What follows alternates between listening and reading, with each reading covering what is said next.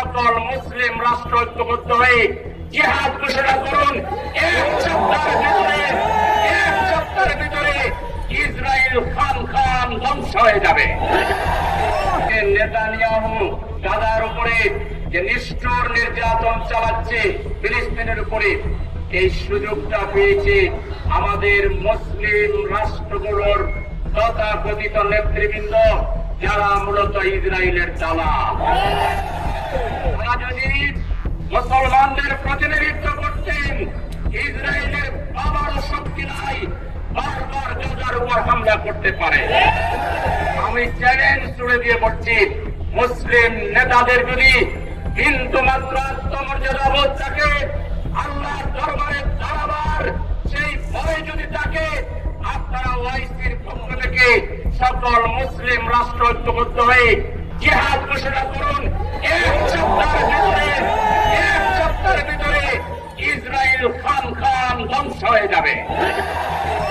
আজকে এই দালাল মুসলিম নেতৃবৃন্দের কারণে আজকে গাজায় আমার মুসলমান শিশুরা, নারীরা, যা কোন যুদ্ধের নীতিতে নাই, আন্তর্জাতিক সকল আইনকে লঙ্ঘন করে তারা নির্বিচারে শিশুকে হত্যা করছে, নারীকে হত্যা করছে, যুদ্ধবরোধ করছে, তাকে ঠেকানোর কেউ নাই।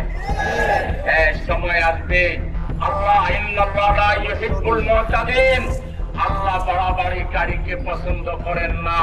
খুব শীঘ্রই ইনশাআল্লাহ সেই সময় আসবে, নেতানিয়াহু নমরুদ ফিরআউনের চাইতে ভয়াবহ করুণ পরিণতির সম্মুখীন হতে হবে। আমরা আবারও ওআইসির কাছে দাবি জানাবো, আপনারা যথাযথ পদক্ষেপ নেন। ওআইসিকে একটা টুটো জগন্নাথ হিসাবে এইভাবে রেখে মুসলমানদেরকে মার খাওয়ার সুযোগ না দিয়ে যদি কিছু করতে না পারেন, আপনারা ওআইসি ভেঙে দিন। যেসব রাষ্ট্রের মুরাদ আছে তুরস্ক সহ আপনারা আলাদা নতুন মুসলমানদের জোট গঠন করেন, জিহাদ ঘোষণা করেন। আমরা বাংলাদেশ সহ সারা দুনিয়ার মুসলমানরা জিহাদের জন্য প্রস্তুত আছি। জিহাদের জন্য প্রস্তুত আছে। আসুন আমরা আমাদের প্রতিবাদ জানালাম, আমাদের ইমানের দায়িত্ব পালন করলাম, কিন্তু আমাদের প্রফেসর ইউনূস সাহেব, আপনি একজন আন্তর্জাতিক খ্যাতি সম্পন্ন ব্যক্তিত্ব, আপনাকে আমরা আহ্বান জানাবো, আপনি উদ্যোগ নিন। মুসলমানদের রাষ্ট্রপ্রধান যারা রয়েছেন, তাদের মধ্যে যাদের সাহস আছে, তাদেরকে নিয়ে একটি জোট গঠন করেন এবং আপনারা ফিলিস্তিন উদ্ধার করার জন্য উদ্যোগ গ্রহণ করেন। আপনাদের পাশে জামায়াতে ইসলামী সহ বাংলাদেশের কোটি জনতা আপনাকে সমর্থন করে।